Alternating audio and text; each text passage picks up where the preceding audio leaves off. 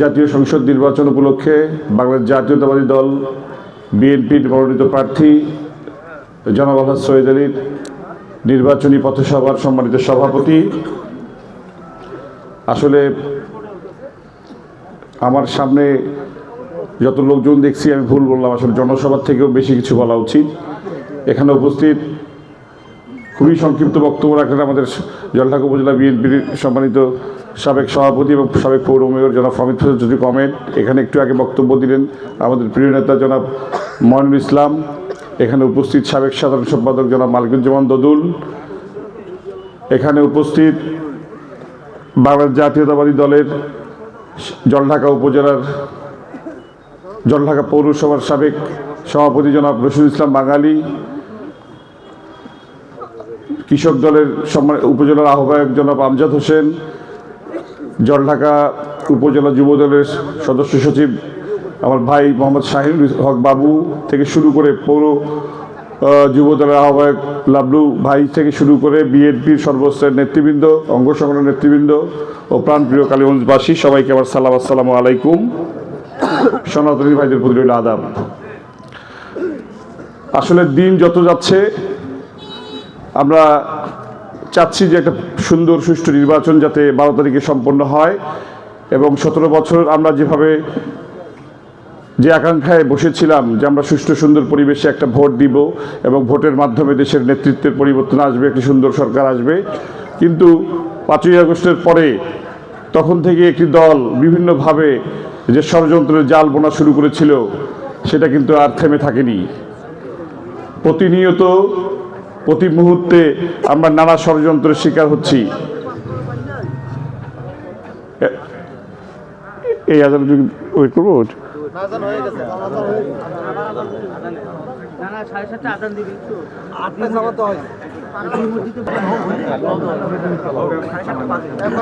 আসলে আমাদের নির্বাচনী জনসভাগুলোর সময় যেহেতু খুব স্বল্প, আমরা কারণ মাগরিবের পরে যখন আমরা শুরু করি আমাদের অনেক নেতৃবৃন্দ আছে, হয়তো অনেকের সুযোগ হয় না, অনেকের অনেক কথা বলার থাকে।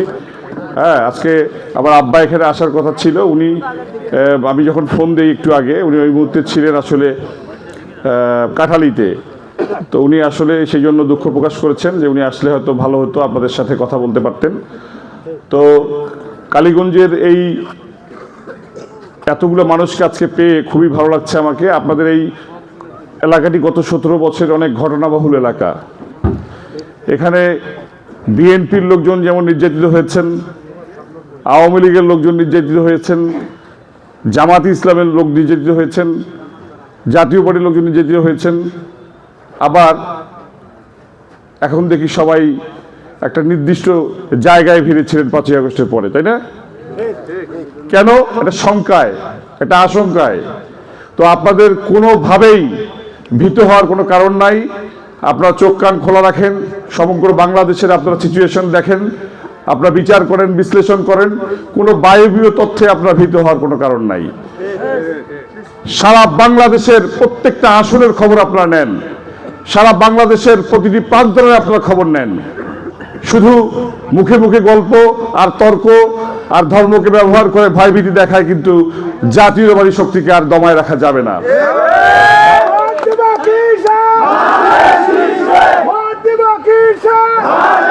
প্রিয় উপস্থিতি, আপনাদেরকে একটি গল্প শুনাই। গল্পটি হচ্ছে যে নিজের জন্য গর্ত খুললে সেই গর্তে নিজেই পড়তে হয়, অন্যের জন্য গর্ত খুললে সেই গর্তে নিজেই পড়তে হয় না। নিজের জন্য গর্ত খুললে সেই গর্তে কি নিজে পড়বো না? আমি ঘুরাই বললাম কথা। কেন ঘুরাই বললাম? বিষয় হচ্ছে একটি দল আমাদের 5ই আগস্টের পরে, বিশেষ করে তারা তো নতুন প্রতিষ্ঠিত হয় নাই, অনেক আগেই প্রতিষ্ঠিত হয়েছে, কিন্তু বিশেষ করে আমাদের সাথে আমাদের নেত্রীর ছায় তারা পেলে পুষে বড় হয়েছে।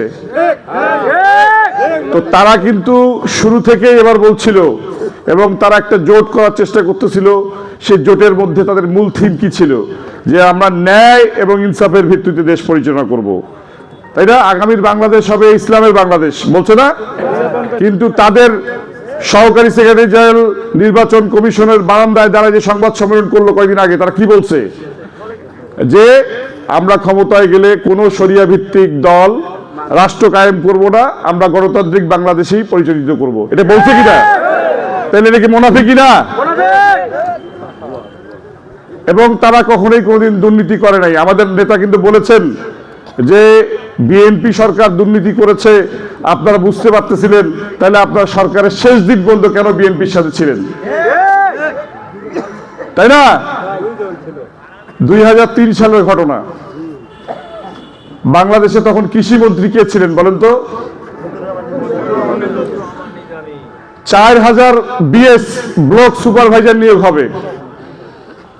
তো যখন রিটেনে 12,000 কোয়ালিফাই করলো, তখন তারা দেখলো যে 3000 ব্লক সুপারভাইজার অফিস তাদের দলীয় মতাদর্শের লোক দখল করে ফেলছে। যখন এই রিপোর্ট তৎকালীন প্রধানমন্ত্রী বেগম খালেদা জিয়ার কাছে আসে, তখন কিন্তু তাকে ওখান থেকে সরাই শিল্প মন্ত্রণালয় দেওয়ার সিদ্ধান্ত হয়। উনি প্রথমে মাইন্ড করছিলেন যে উনি মন্ত্রী শিল্প মন্ত্রণালয়ে যাবেন না। যখন জোট সরকার সিদ্ধান্ত নিল তাকে মন্ত্রিত্ব থেকে সরাই দিবে, তখন বাধ্য হয়ে উনি কিন্তু শিল্প মন্ত্রণালয়ে চলে গেছে। কি গেছে না? এরপরে একই বছরে ওআইসির সম্মেলনে আমাদের তৎকালীন বিএনপি নেতা জনাব সালাউদ্দিন কাদের চৌধুরী, উনি মধ্যপ্রাচ্যে একটি দেশে একটা মিটিংয়ে গিয়েছিল। তো ওনারা আসলে আমাদের ধর্মীয় প্রতিষ্ঠানে কিছু অনুদান দেওয়ার কথা চিন্তা করছিল। তো 557 কোটি টাকা ওই বছর পাঠাইছে। তার মধ্যে তারা অর্ধেক টাকাই ধর্মীয় প্রতিষ্ঠানে না দিয়ে সারা বাংলাদেশে 3000 জামাতে ইসলামের অফিস করার জন্য বরাদ্দ অলরেডি দিয়ে দিচ্ছে। এবং এই কথা যখন সালাউদ্দিন কাদের চৌধুরী জানতে পারে, উনি একটু রাগী মানুষ, উনি সাথে সাথে কিন্তু বেগম খালেদা জিয়াকে এই জিনিসটা জানায়। সালাউদ্দিন কাদের চৌধুরীর কাছে তারা যখন যায়, উনি খুব রাগারাগি করে তাদেরকে বাসা থেকে বের করে যায়। আমি খুব সংক্ষিপ্ত আকারে বলতেছি। পরে বাধ্য হয়ে তারা আমাদের ম্যাডামের কাছে যায়, একদম পায়ের কাছে বসে থাকার মতো অবস্থা। তারপরে তার মন্ত্রিত্ব রক্ষা হয়। অথচ তারা আমার নেত্রী যখন অসুস্থ, তখনও তাকে নিয়ে যেমন সমালোচনা করতে ছাড়ে নাই, যখন সে দুনিয়া থেকে চলে গেছে তখনও কিন্তু তাকে বা তার সমালোচনা করা ছাড়া কিন্তু তারা এক মুহূর্ত পার করতে পারতেছে না। তার সন্তান তারেক রহমান কি কোনদিন এমপি ছিলেন? মন্ত্রী ছিলেন? দলের প্রধান ছিলেন? কিন্তু এখন টার্গেট কে? প্রতিনিয়ত তাদের প্রতিটি জনসভায় আপনারা দেখেন, তারা তারেক রহমানকে যদি ব্যঙ্গ না করে, তারেক রহমানকে যদি অপমান না করে, তাহলে মনে হয় তাদের পেটের ভাত হজম হচ্ছে না। এই যে ডাকসুর এক ভিপি সাদিক কায়েম, আমার তো মনে হয় ওর দুধের দাম এখনো পড়ে নাই। কি ভাষা, কি শব্দ চয়ন দেখেন, যে আপনারা যদি হাতে ভোট না দেন, তাহলে শেখ হাসিনাকে যেমন লাথি মেরে বাংলাদেশ থেকে বের করেছি, আপনাদেরকেও একইভাবে দেশ থেকে বের করে দিব। তার মানেটা কি? আমার নেতাকে কি লাথি মারতে আর বাকি রাখলো? হ্যাঁ, এই উপমহাদেশের সব থেকে বড় একটা জুট মিল ছিল আদমজি জুট মিল, নাম শোনেন আপনারা? এটাও কিন্তু 2003 সালে বন্ধ হয়ে গেছে। তখন শিল্পমন্ত্রী কে ছিলেন? হ্যাঁ, কে ছিলেন? আর একটু জোরে বলেন। তো ওনাদের তো মানে যারা ছিলেন তারা খুবই দক্ষ ছিলেন, তারা কোনো দুর্নীতি করে নাই। এবং তা বিএনপি সরকার দুর্নীতি করছে, কিন্তু তারা কোনো দুর্নীতি করে। এই গল্পই তো আপনাদের সামনে করতেছে এবং ন্যায় এবং ইনসাফের ভিত্তিতে দেশ পরিচালনা করবে, এই জন্য প্রতিনিয়ত আপনাদের সামনে গল্প করে যাচ্ছে। আমি এর বেশি সমালোচনায় যাব না। আমি ধন্যবাদ জানাই, আমি এর আগেও ধন্যবাদ জানাইছি। আমি ধন্যবাদ জানাই বাংলাদেশ জাতীয়তাবাদী দল বিএনপির সকল স্তরের নেতৃবৃন্দকে, যে তারা রাজনীতির মাঠে যে সমালোচনাটা, সেটা কিন্তু দলের মধ্যে সীমাবদ্ধ রেখেছেন। তারা কোনো ব্যক্তিকে আক্রমণ করে কিন্তু কোনো কথা কোনোদিনও বলেননি। কিন্তু তারা আমাদের শহীদ রাষ্ট্রপতি জিয়াউর রহমান, মরহুমা বেগম খালেদা জিয়া এবং তার সন্তান তারেক রহমানকে কটাক্ষ করে প্রত্যেকটা জনসভায় বক্তব্য দিয়ে যাচ্ছেন।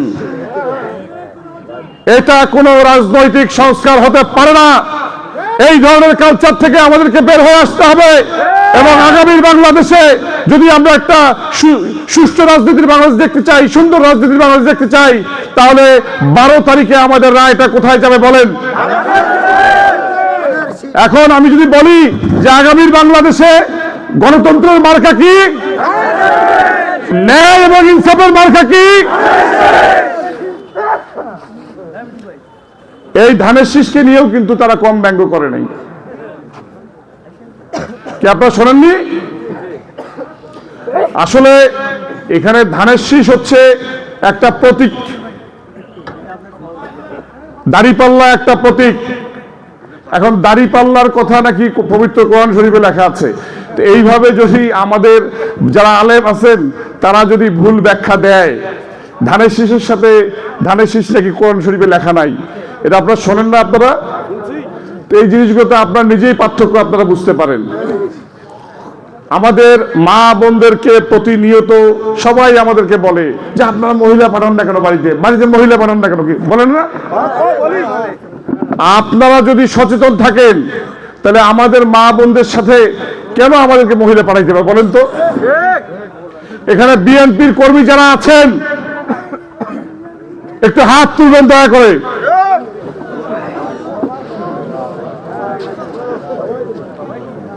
একটু হাতটা নামান। এখন ওই পুরুষ মানুষ দুই প্রকার, বিবাহিত আর জীবিত। বিবাহিত কারা একটা হাত তোলেন।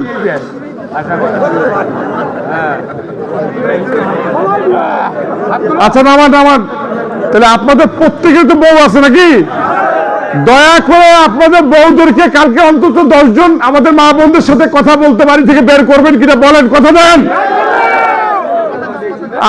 আপনাদের বউরা কালকে কি বিএনপির পক্ষে ভোট চাওয়ার জন্য অন্য 10 জন মা বোনের সাথে কথা বলবে কিনা বলেন। তাহলে কি আপনারা বলবেন যে আমাদের দিকে মহিলা কেন পাঠান নাই? তারপরে আপনাদের মহিলারা আপনাদের কথা শোনে না।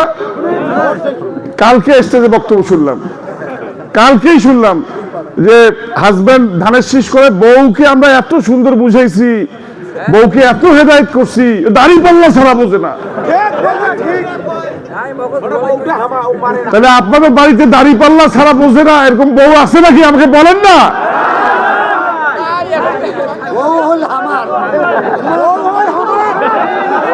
আপনার বউয়ের খবর আপনি জানেন না, অথচ জামায়াতে ইসলামের নেতারা জানে। তাহলে আপনাদের বউরা কি বাড়িতে নিরাপদ না? এই ধরনের আমি বলবো তাদের এই রাজনীতি শুধু রাজনৈতিক দলের মধ্যে সীমাবদ্ধ না, তাদের এই রাজনীতি দেশের আর্থ সামাজিক প্রেক্ষাপটের মধ্যে সীমাবদ্ধ না, তাদের রাজনীতি আমাদের ঘরের মধ্যে অশান্তি সৃষ্টি করতেছে। কি বলেন? তাহলে এই বিষ কি বাড়তে দেওয়া যাবে? কি করতে হবে বলেন? দমন করতে হবে। আমার বউ আমার গল্প। জনাব আলহাজ সৈয়দ আলী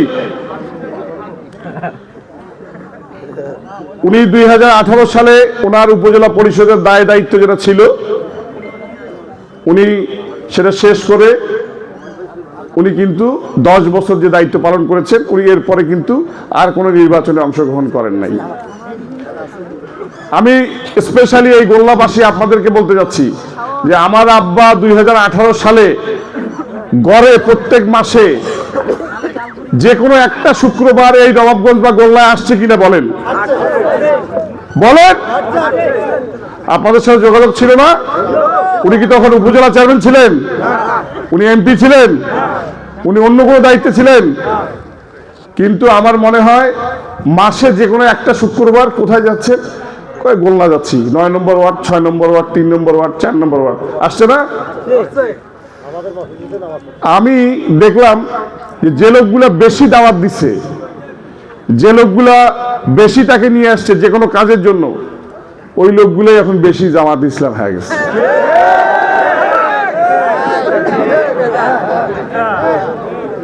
তাহলে আপনারা যে বলেন যে ভালো মানুষের মূল্যায়ন আছে, ভালো মানুষের পাশে আমরা অটল থাকবো, তাহলে গোল্লায় আমাদেরকে প্রতিনিয়ত আমাদের দলীয় কর্মীদেরকে এই যে মাঠ চষে প্রতিদিন কেন বের হইতে হচ্ছে? এই যে এনারা শুকাই গেছে ভোট করতে করতে এই গোল্লায়, তাহলে ভালো মানুষের খাওয়া আছে?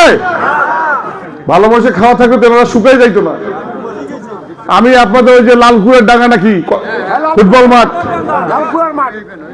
এই বোধহয় 6 মাস আগে, আমি 3 মাস হবে আমি যাচ্ছি, দেরি হয়ে গেছে গাড়িতে, দেখি একটা ব্রিজে বাস, একটা গাড়ি যায় না।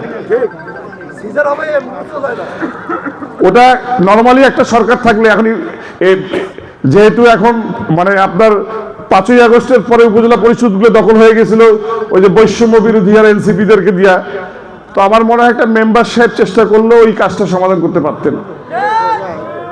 এখন আমাকে অনেকেই বললো তখন যে এদিক দিয়ে কোনো অ্যাম্বুলেন্স যায় না, ফায়ার সার্ভিসের গাড়ি যায় না, অনেক সমস্যা। কবি রবীন্দ্রনাথ ঠাকুর বলেছেন যে অনেক কথা যাও যে বলে কোনো কথা না বলে। কথা বুঝতে পারছেন? মানে কথা কম বললেই অনেক সময় অনেক বেশি কিছু বলা হয়ে যায়। তো আমার আব্বা কিন্তু উনি বেশি কথায় বিশ্বাসী না। আমাদের একজন নেতা দরকার, আমাদের একজন সৎ যোগ্য ব্যক্তিত্ব দরকার, আমাদের এমন একজন মানুষ দরকার যিনি অবিচার করবেন না, অন্যায় করবেন না, লুট করবে না, লুণ্ঠন করবে না। এখন উনি কথা কম বলে, এটাও একটা দোষ। উনি দীর্ঘ বক্তব্য দেয় না, এটাও দোষ। উনি ওনাদের সমালোচনা করে না, এটাও দোষ। উনি বক্তব্য দিতেই পারে না। ভাই, বক্তব্য দিতে না পারুক, আপনাদের যে জন্য তাকে ভোট দিয়েছেন, নির্বাচিত করেছেন, সেটা করতে পারলেই তো হবে, নাকি আপনারা খালি বক্তব্য শুনতে চান?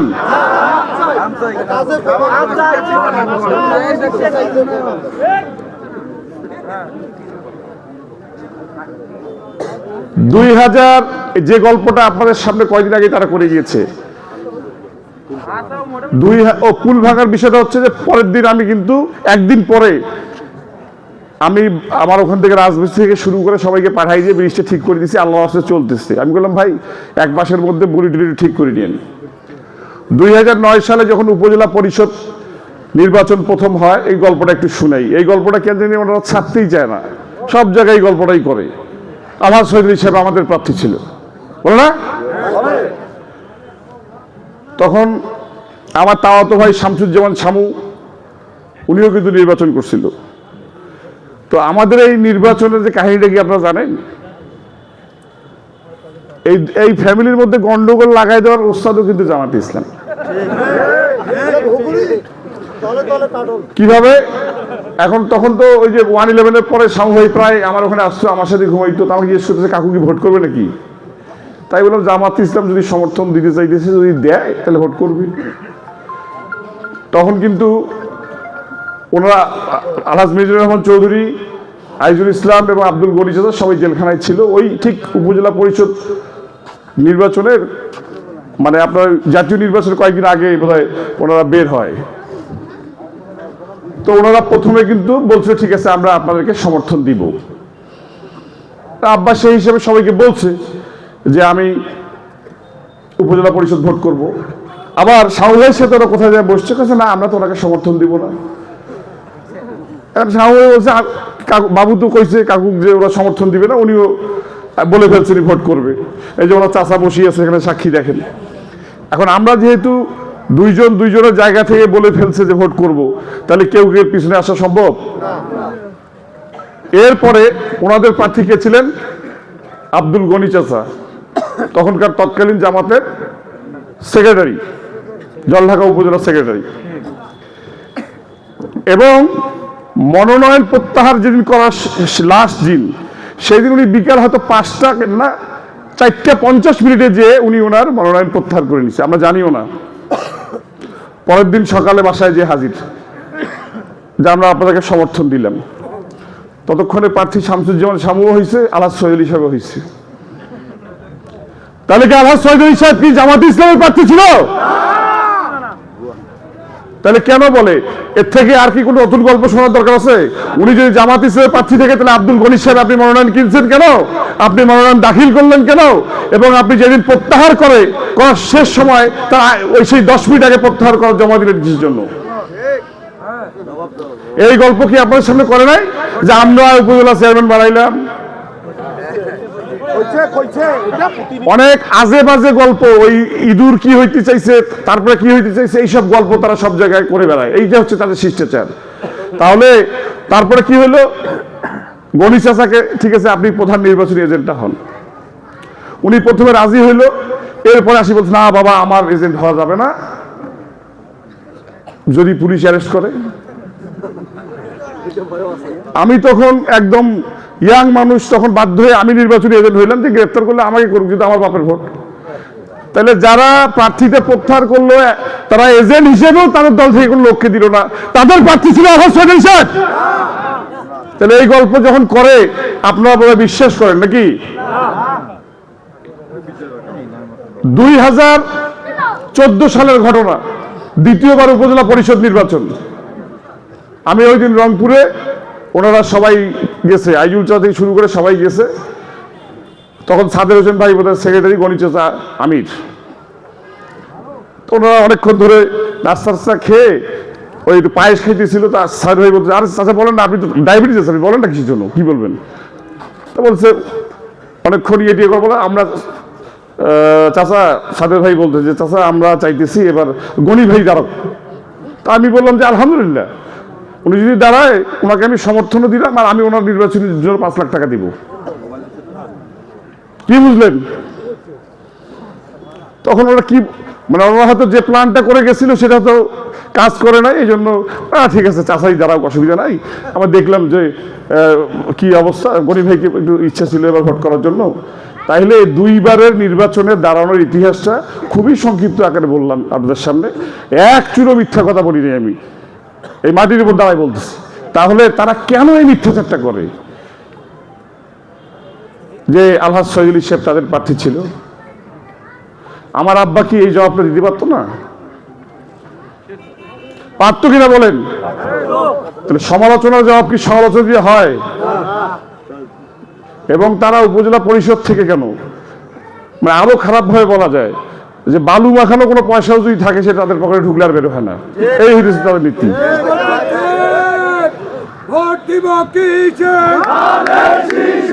তো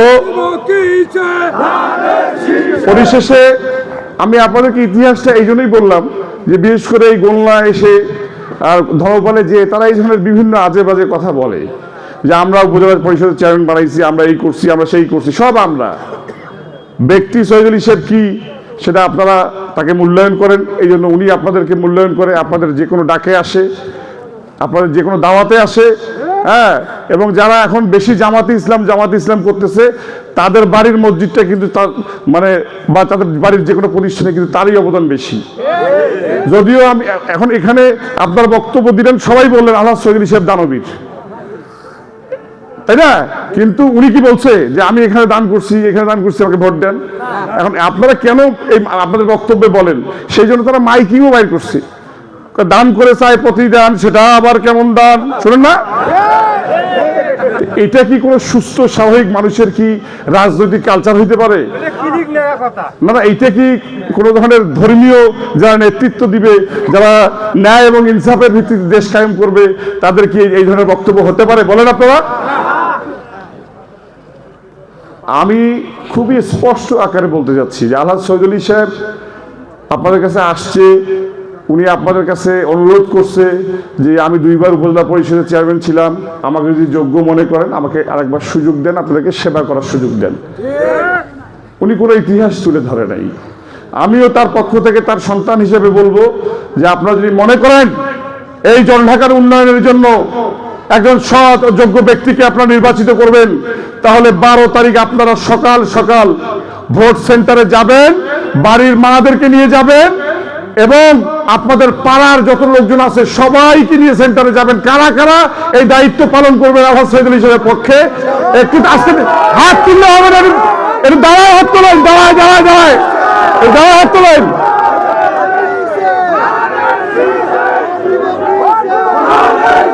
কালীগঞ্জের মাটি, কালীগঞ্জের মাটি, নবাবগঞ্জের ঘাটি, কালীগঞ্জের ঘাটি। ধন্যবাদ।